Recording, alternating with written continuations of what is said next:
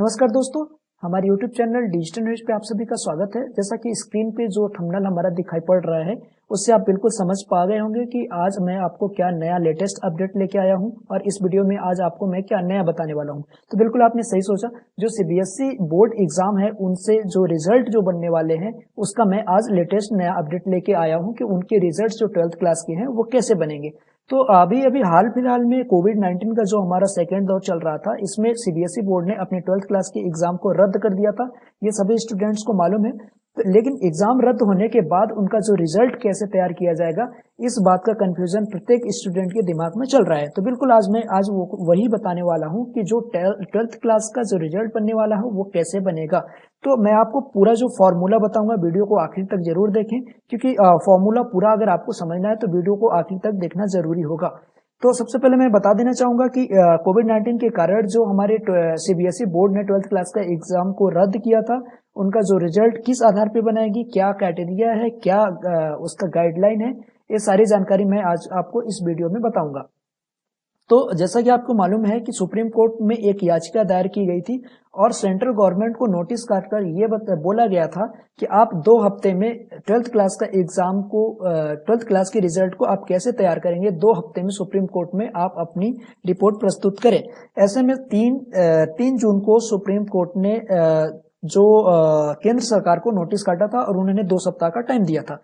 तो इसके बाद क्या हुआ कि 4 जून को सीबीएसई ने 13 सदस्यीय टीम, जो हमारी सीबीएसई बोर्ड है वो 13 सदस्यीय टीम एक गठित किया था और उन्होंने 10 दिन के अंदर रिपोर्ट बनाने के लिए कहा था ताकि वो सुप्रीम कोर्ट में दे पाए।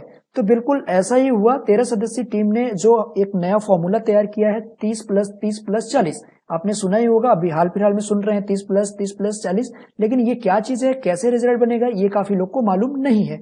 तो सीबीएसई ने अपनी 13 सदस्यीय टीम जो गठित किया था, उन्होंने 30+30+40 का फॉर्मूला दिया था और वो सुप्रीम कोर्ट में दायर किया था और सुप्रीम कोर्ट ने इस बात को एक्सेप्ट भी किया और फाइनली इसी पे रिजल्ट हमारा तैयार होने जा रहा है। तो सबसे पहले मैं आपको बताऊंगा कि 30% जो है हमारा वो क्या चीज है और 30% क्या चीज है और 40% क्या चीज है, और फिर इसके बाद जो हमारा रिजल्ट कैसे तैयार होगा वो चीज मैं आपको समझाऊंगा।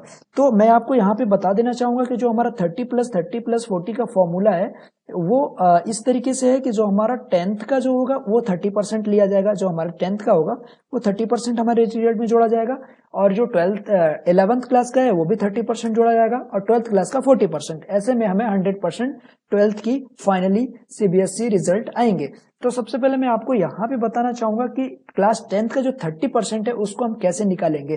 तो जो हमारा क्लास 10th का है उसमें 100 मार्क्स का जो हमारा मैक्सिमम मार्क्स होता है 100 मार्क्स होता है, लेकिन यहाँ पे हम मैक्सिमम मार्क्स जो रखे हैं वो 80 रखे हैं। ऐसा क्यों?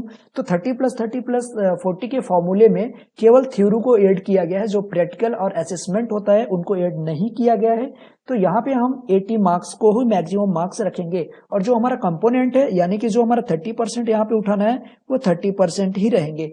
तो इस तरीके से जो हमारा 10th का है वो 80 मार्क्स में से हम 30% निकालेंगे। लेकिन यहाँ एक बात का और कंफ्यूजन, क्या सभी सब्जेक्ट के निकलेंगे या फिर कुछ सब्जेक्ट के निकलेंगे, क्योंकि 12th में जो हमारे सब्जेक्ट रहते हैं वो डिफरेंट सब्जेक्ट रहते हैं और 10th में हमारे डिफरेंट सब्जेक्ट रहते हैं। तो बिल्कुल आपने सही सोचा, इसी बात को आज मैं क्लियर करने वाला हूँ कि क्या होगा।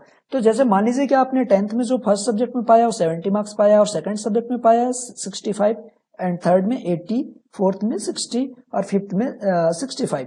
तो जो हमारे ये मार्क्स है पांचों सब्जेक्ट के इस तरीके से हैं।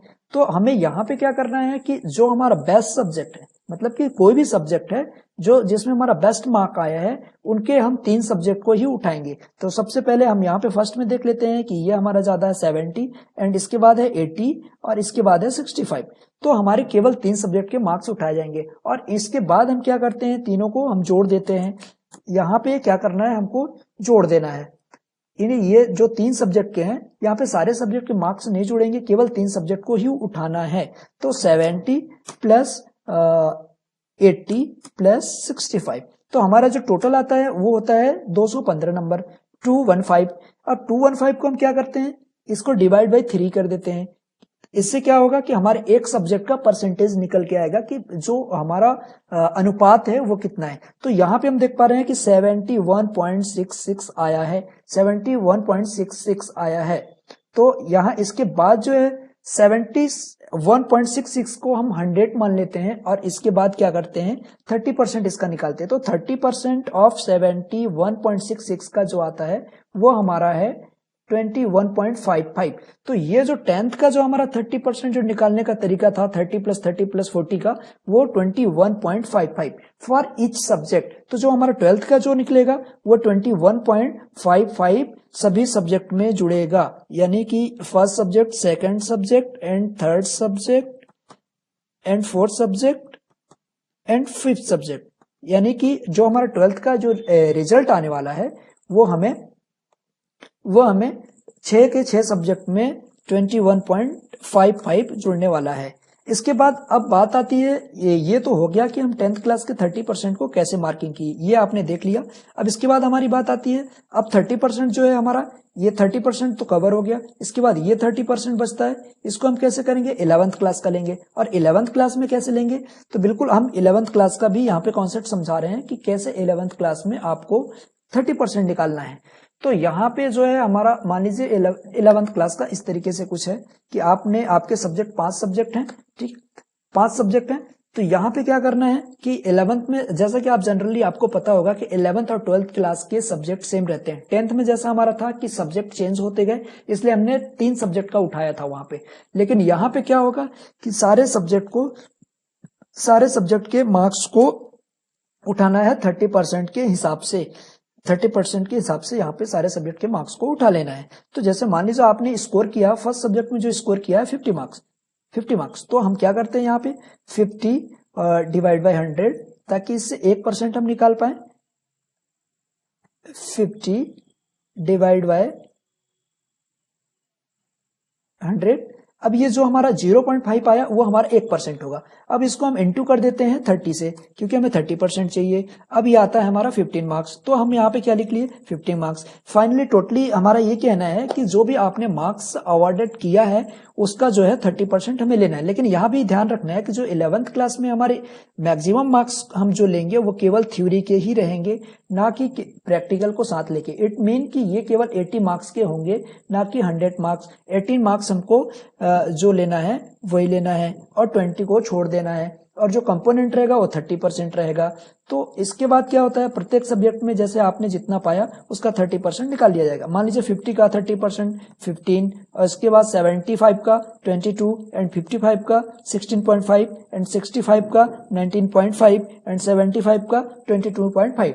तो ये क्या होगा, इसको हम 30% जो हमारा है इसको हम फिर से यहाँ पे ऐड कर लेंगे 15 22.5। मान लीजिए यहाँ पे हमारा 15 और 22.5 एंड दूसरा देखते हैं और थर्ड है 16.5 19.5 22.5 16.5 19.5 एंड 22.5। तो ये जो हमारा कॉन्सेप्ट है 11th क्लास का 30% वो इस तरीके से होगा।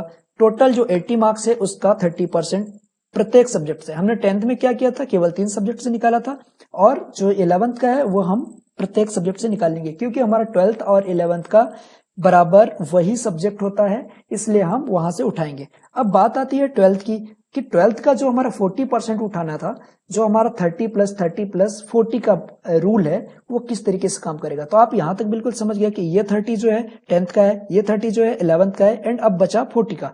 तो 40 का हम कैसे करेंगे, 12th के एग्जाम्स तो हो नहीं रहे हैं, तो हम 40% कैसे 12th का उठाएंगे, ये कॉन्सेप्ट मैं आपको यहाँ पे क्लियर करता हूं कि कैसे उठाना है। तो यहाँ पे जो हमारा 12th का है, 12th का फॉर्मूला इस तरीके से है। ये मान लीजिए कि आपका जो 80 मार्क्स है, प्रैक्टिकल असेसमेंट को छोड़ के मैक्सिमम जो हमारा मार्क्स रहेगा वो सारे में 80 ही रहेगा। तो हमारा यहाँ पे जो मैक्सिमम मार्क्स होता है यहाँ भी 80 रहेगा, जैसा कि हमने 11th और 10th में किया था। और कंपोनेंट क्या है हमारा,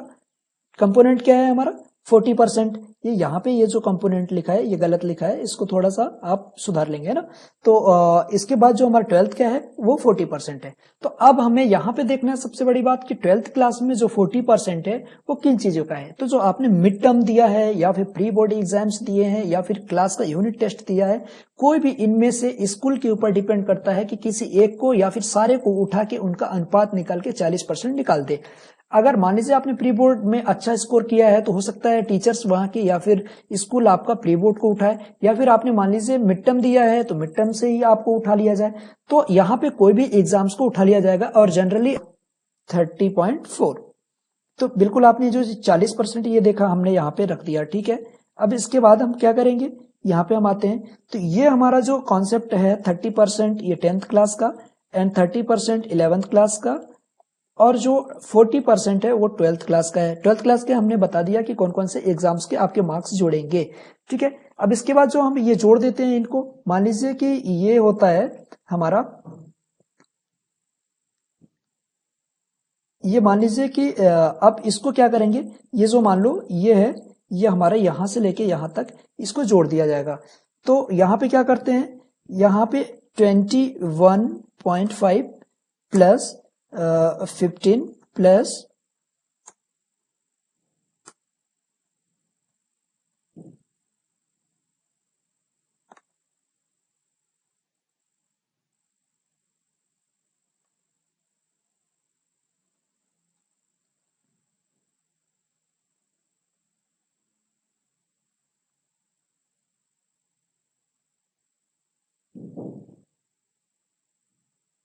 स्कूल डिसाइड करेगी कि अब प्रैक्टिकल आपको क्या मार्क्स देना है।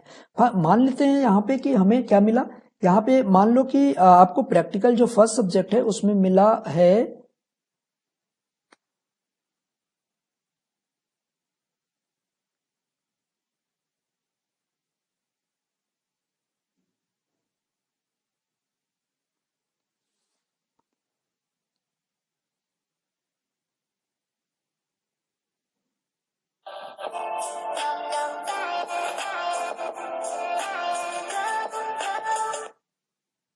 With Byju's app, children remember their concepts forever. 9 marks आ जाते हैं आउट ऑफ 500। लेकिन अब इसमें हमने जो रिजल्ट कमेटी है उसको यह अधिकार दिया है कि 11th में किसी वजह से अगर बच्चे की परफॉर्मेंस अच्छी नहीं है तो वो यहाँ पर, या 12th में अगर कहीं कोई प्रॉब्लम है तो यहाँ पर वो मॉडरेट कर सकती है। और मॉडरेट किस हिसाब से कर सकती है, जो जिस स्कूल में बच्चा पढ़ता है उस स्कूल की अगर हम पिछले 3 साल के रिजल्ट देखें उसमें जो बेस्ट रिजल्ट है उस रिजल्ट को हमने रेफरेंस ईयर कंसीडर किया है, तो उसके मार्क्स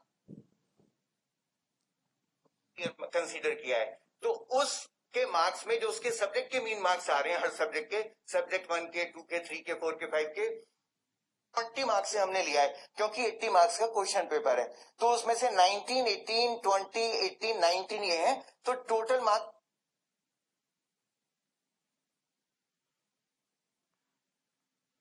कंसीडर किया है।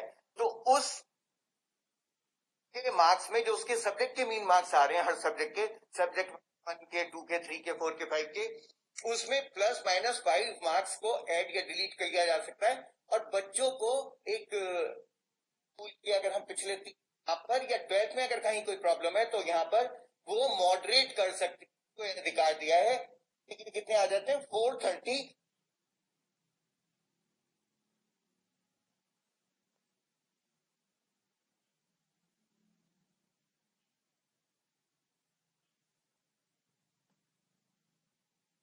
सेकंड सब्जेक्ट में 18 मिला है और थर्ड सब्जेक्ट में 20 मिला है एंड फोर्थ सब्जेक्ट में 18 मिला है एंड फिफ्थ सब्जेक्ट में हमें 19 मिला है। तो यहाँ पे जो हमारा मार्क्स पहले निकला था 30 प्लस 40 का में वो जो थ्योरी का था, अब जो हमारे 80 मार्क्स के बाद 20 मार्क्स बचते हैं वो असेसमेंट के होते हैं या प्रैक्टिकल के होते हैं। तो वो हमें स्कूल ने मान लीजिए इस तरीके से दे दिया। तो हमारा जो टोटल होता है वो मार्क्स क्या होता है, तो फर्स्ट सब्जेक्ट में हम देख पाएंगे कि ये जो हमारा मार्क्स है 0.5 में आ रहा है, ठीक है। तो जैसे मान लो कि जो हमारा 0.5 में आ रहा है तो यहाँ पे हम क्या करते हैं, जैसे 0.5 से ज्यादा हो या 0.5 हो तो वहां पे हम उसको कैरी फॉरवर्ड कर देते हैं एक आगे। तो जो हमारा मान लो कि 58.5 प्लस ये जो 19 मार्क्स है, यहाँ पे आप देख पा रहे हैं 19, तो ये फर्स्ट सब्जेक्ट का अपन कर रहे हैं, ये 19 मार्क्स, तो हमारा क्या आ रहा है 77.5। तो